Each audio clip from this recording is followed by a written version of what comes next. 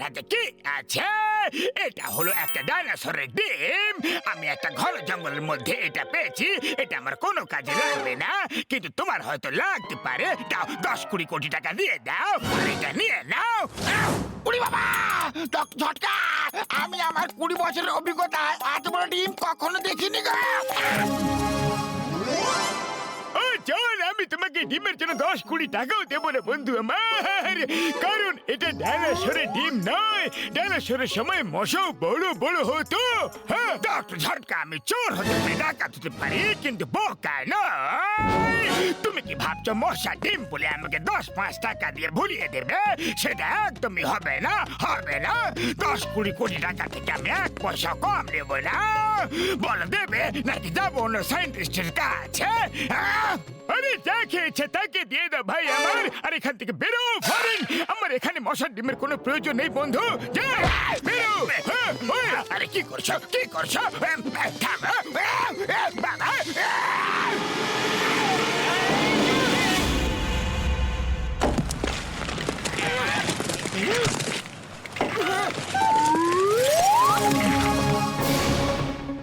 ওই আমার শুকনো ব্যাপারে দিব্যি গো, এটা তো টিটানোসাস মসকিটো। আমি এর ব্যাপারে অনেক পড়েছি বন্ধু। যদি এই মশা কাউকে কামড়ে নেয় না, সেও তাহলে এই মশার মতোই হয়ে যাবে বন্ধুরা। উড়ি বাবা, ডক্টর ঝটকা, তুমি কি কথা বলছো? আমি আমার 20 বছরের অভিজ্ঞতায় এরকম কখনো দেখিনি গো। পালাও! ডক্টর ঝটকা, বাঁচাও, বাঁচাও, বাঁচাও! এই বিপদের হাত থেকে আমাকে বাঁচাও।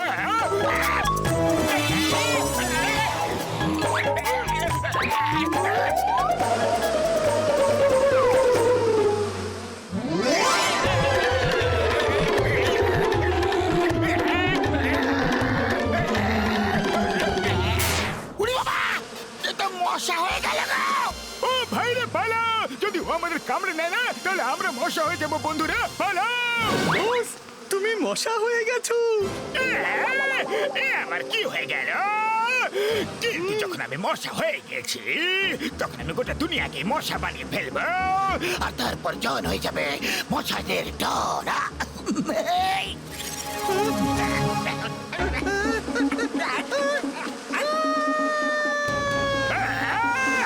বাবা কামড়ে দিয়েছে। এরকম করো না।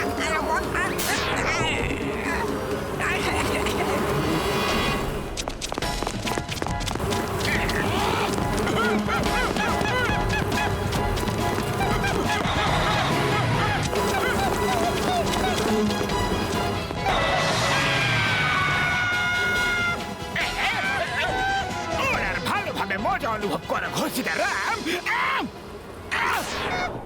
উড়ি বাবা, মামনি, তোমার ছেলে মশা হয়ে গেল গো। এবার আমিও সবাইকে কামড়ে কামড়ে মশা বানিয়ে ফেলবো গো, যাতে আমার উপরে কেউ হাসতে না পারে।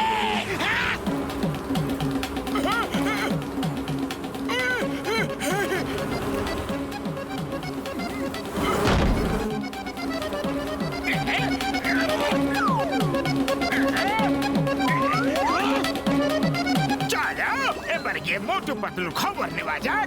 ওদের সাথে আমাদের পুরনো হিসাব মিলিয়ে দেখতে হবে। ওই মোটু আমার ভাই, আমার বন্ধু, কোথায় আছো, কোথায় আছো? বড়দা সিঙ্গারা খেতে যাচ্ছি। ও ভাই যেও না, যেও না, শোনো। কি? আরে এটা কিভাবে হতে পারে? আরে বাঁচাও, আমারে বাঁচাও। এটা আবার কেমন আশ্চর্য ঘটনা! বড়দা, আমরা আমাদের চোখ দিয়ে দেখে নিয়েছি, এখন আমরা পালাচ্ছি।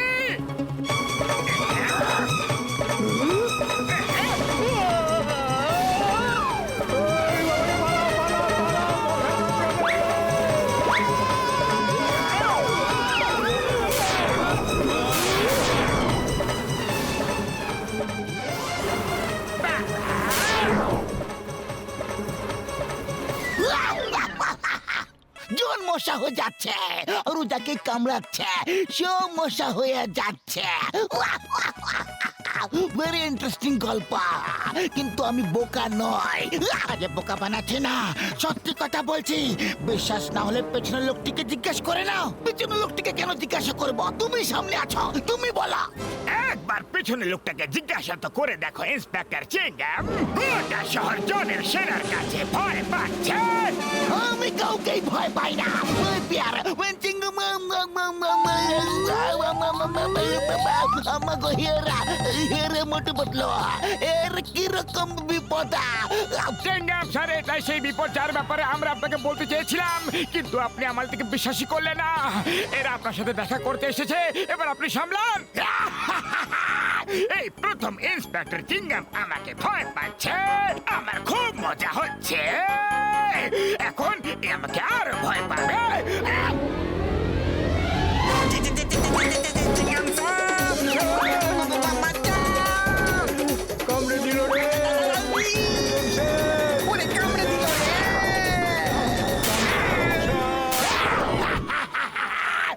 ইন্সপেক্টর চিংগাম, ডায়লগটা বলো না, বলো না। তেনে মিস চিংগাম, ওই ডায়লগটা বলো না। মায়ের চোটে তো আওয়াজই বের হচ্ছে না। ডায়লগ কিভাবে বলবো?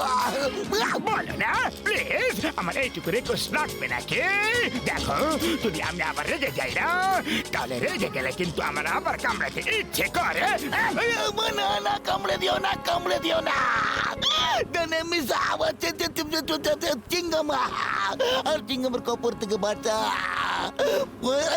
পসিবল না, কিন্তু জলের কপর থেকে বাঁচা পসিবল না। আমারে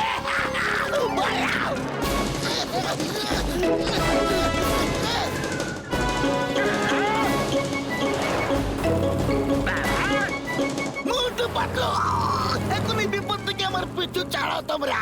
তোমাদের আইনের দিব্যে তোমাদের দিব্যে। আরে খালি পেটে আমার মাথা একদম কাজ করে না পাতলু, তুমি কিছু একটা ভাবো। আইডিয়া ছটকা, শোনো কি করতে হবে। এটা তো আমি করে দিতে পারবো বন্ধু, কিন্তু প্রস্তুতির জন্য আমার কিন্তু সময় দরকার বন্ধু। হ্যাঁ, টাইম আমি দেব, তোমরা যাও। এর আবার কি হয়ে গেল? এই ভয় পেয়ে পালাচ্ছে না কেন? বন্ধুরা, আক্রমণ!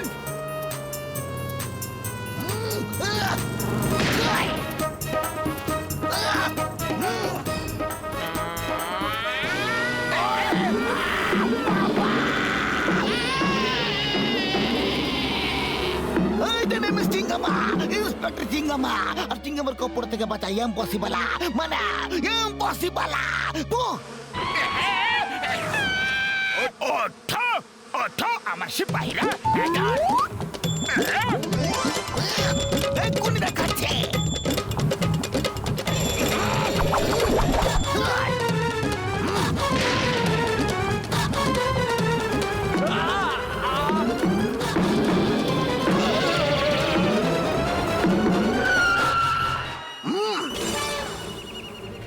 আরে যাও, সাহস থাকলে আমাদের কামড়ে দেখাও।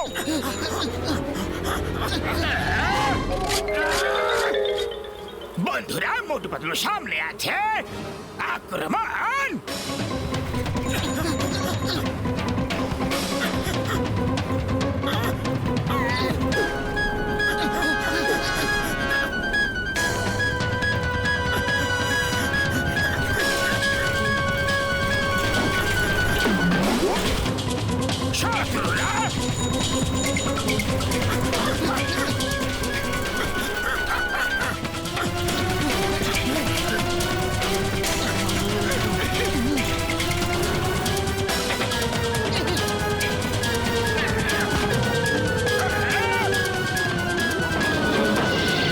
শত্রুরা যাতে বেঁচে পালিয়ে যেতে না পারে, চারদিক থেকে ঘিরে ফেলো।